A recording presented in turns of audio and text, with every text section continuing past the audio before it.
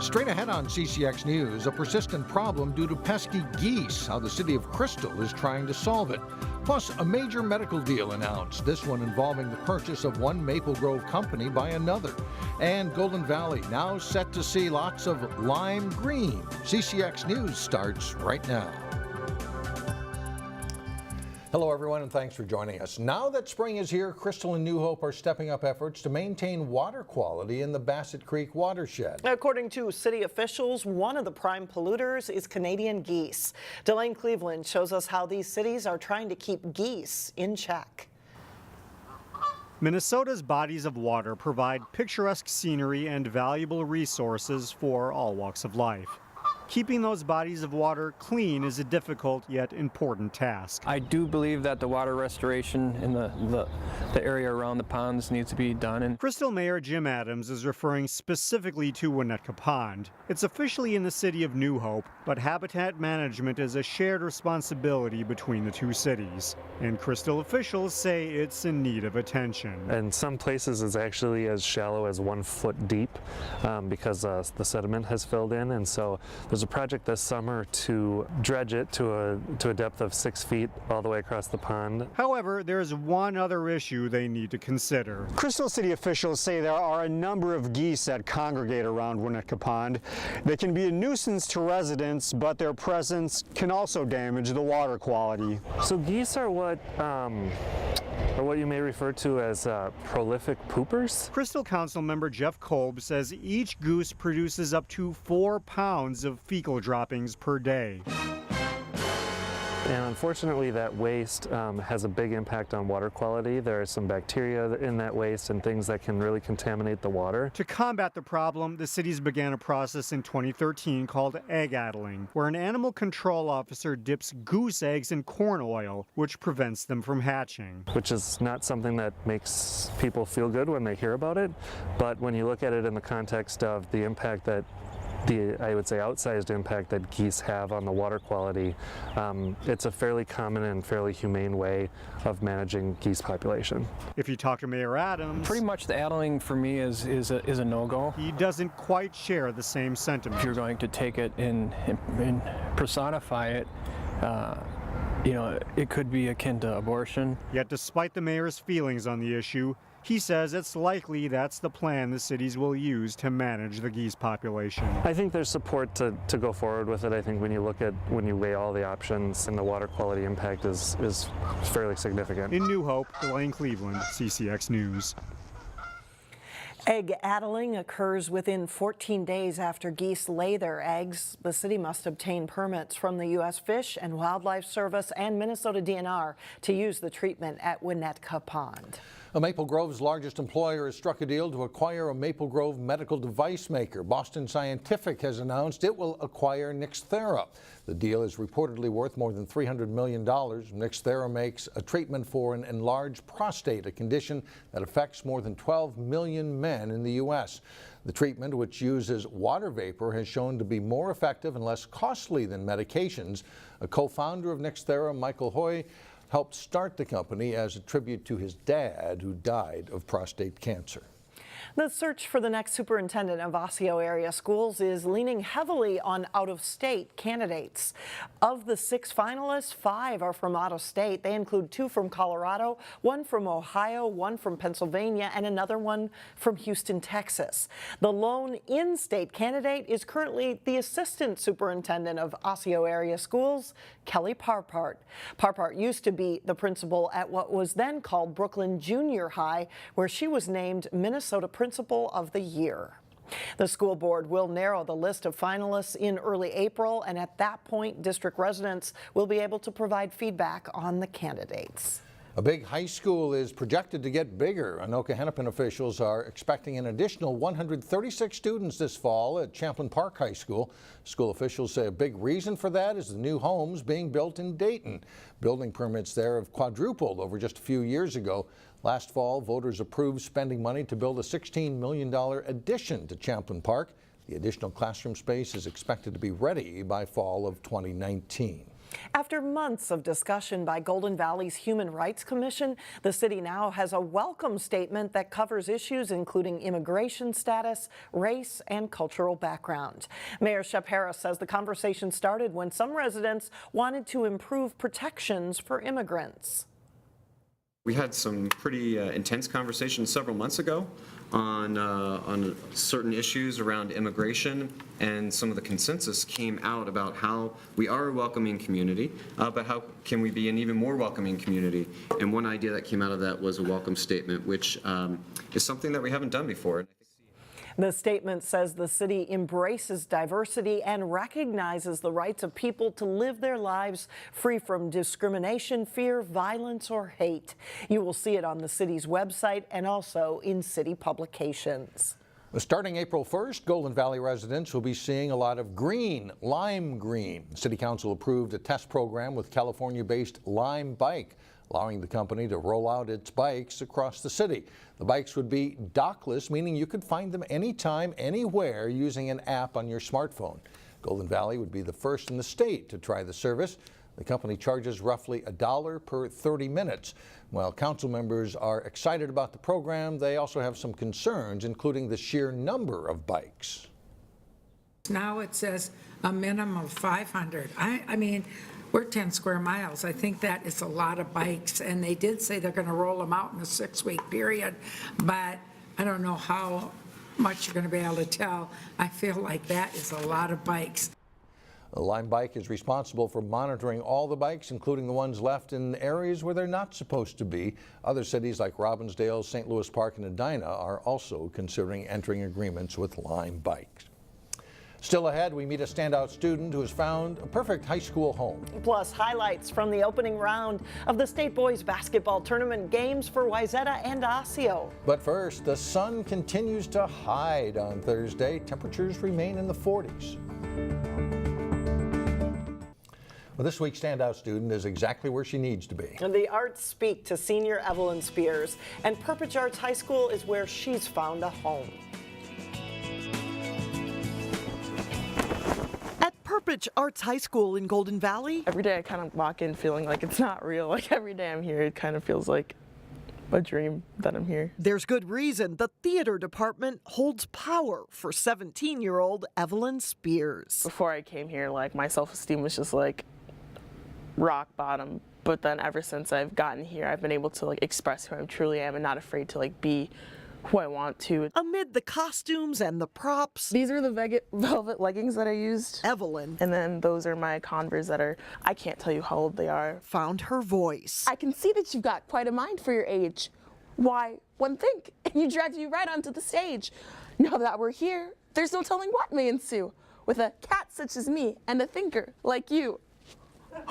Fresh off a 4-day run as the lead role in Seussical the Musical, Evelyn Spears may describe herself as an outgoing introvert, but she's a true leader at her school. Evelyn came to every rehearsal for the first rehearsal of every song with everything memorized.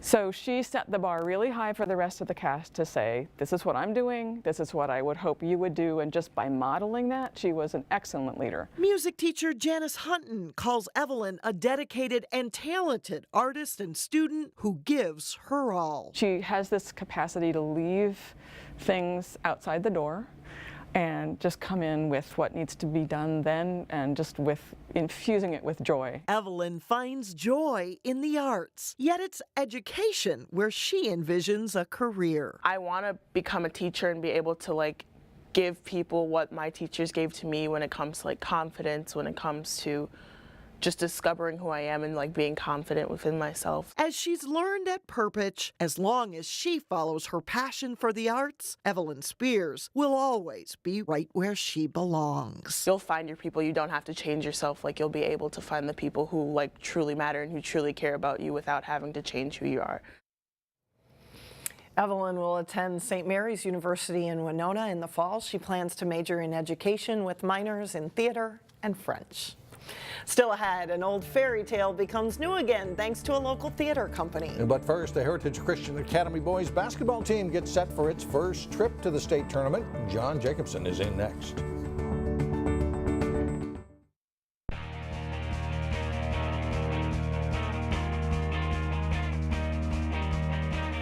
I'm John Jacobson with sports. The state boys basketball tournament is the final event of the winter sports season. 5 teams in the northwest suburbs are in the tournament, spread over 3 classes. The tournament tipped off Wednesday morning with Class 4A quarterfinals, including Wayzata meeting top seed Cretin-Durham Hall. Luke Paulson hits an early 3-pointer for Wayzata to pull them within a point at 7-6. Cretin senior Daniel Otero is the real deal. The future Golden Gopher, a force in the defensive end, blocking 8 shots in the game. And on the other end of the floor, sweet spin move to the basket plus a foul. Otero puts the Raiders up by 8. Nice pick and roll here by the Trojans. Connor Hale, the Tanner Jonas for 2, and Wayzata's within 4 at 20-16. But Cretin-Durham Hall finishes the half strong. Ryan Larson, bullet pass there to Jalen Newton for the layup, one of 7 assists for Larson in the game. Otero gets the loose ball in the paint and slams home 2 more of his 16 first half points. And then the 6'10 senior down the lane for another dunk. He had 24 points in the game, 12 of 14 shooting from the field. Wayzata trails by 18 at halftime. Cy Chapman gets a loose ball in the lane early in the second half and dunks home 2 of his 22 points. Cretin controls the boards and the game. They win at 70-48 over Wayzata, sending the Trojans into the consolation bracket. The Osseo boys are in the tournament for a 10th time. They are the 5th seed for the Class 4A tournament, and they face 4th seed Eden Prairie in Wednesday's quarterfinals. It's a sign of things to come as Eden Prairie's Connor Christensen knocks down a 3 from the corner for a quick 5-0 Eagles lead. Kyler Kluge looks inside and calmly buries another 3 for the Eagles, and they go up 15-6. Zach Tyson has to work for every shot he gets. He nails the 3 here, but a tough day offensively overall for the Orioles. Christensen has a superb first half for Eden Prairie, hitting 4 threes and scoring 18 points. The Eagles lead 33-18 at halftime. Second half, they stretch the lead. Austin Andrews to John Henry for a 3, and it's 43-22 Eden Prairie. Osseo makes a bit of a run. Cornell Richardson's floater bounces around and drops. They get within 14. But Eden Prairie dominates. They roll to a 65-38 win. Osseo plays Wayzata in the consolation bracket Thursday morning. 12 highlights of Maple Grove and Brooklyn Center's first state tournament games Thursday starting at 4 o'clock here on CCX News. The Heritage Christian Academy boys basketball team is in the state Class A tournament for the first time. The Eagles' playoff run is pretty miraculous considering that coming into the season they had only 2 players with varsity experience. Here's Jason Malillo with more. Expectations were low and experience short for the Heritage boys this season, but that turned out to be a blessing in disguise. I think it motivated us to do what they couldn't do last year, try to prove people wrong. Everyone thought that we weren't going to have a winning season, and we just wanted to prove them wrong and show them what we could do. We didn't have the highest expectations just from people around us. Like, we all knew as a team we could do it, but just proving to the outside, the parents, the fans, everyone else that we could do it. It's just like an unreal feeling, now being able to put all that hard work together towards the end of the season. The Eagles were in a new look section this season, and head coach Tim Herman is candid about how that helped his team. In the past few years, we had really good teams in our section, like Minneapolis North. Right. That was always a big stumbling block in front of us. This year, they went to 2A. Maranatha went to 2A. Maranatha's a good team this year. And to be honest, from the start of the year, we thought we have a really good chance at winning our section. And when the year started so rough and our record got really bad, we still kept believing that, these teams are not in our section. We still have a chance if we keep improving. And Heritage is ready to keep proving the doubters wrong. The Eagles will face 2-seed Northwoods in the first round, a team that averages close to 90 points a game and was state runner-up in 2017. They've been there, they've knocked on the door, they want the title this year since they lost in the championship last year. And so they're hungry, and they want it, and it's our job to stop them. There are a lot of shooters, and we see to close out low and stop shooters, and I think the defense is the key for Thursday's game. The progression of this team is a testament to how tight these boys are. That cohesiveness will be essential as they try to win a state title. Jason Malillo, CCX Sports. Heritage and Northwoods are scheduled to play at 3 p.m. Thursday at Williams Arena. And that's it for sports. Alex and Mike, back to you. All right, John, thanks. Up next, putting a new spin on a fairy tale classic. And we will preview the Nightingale when we come back.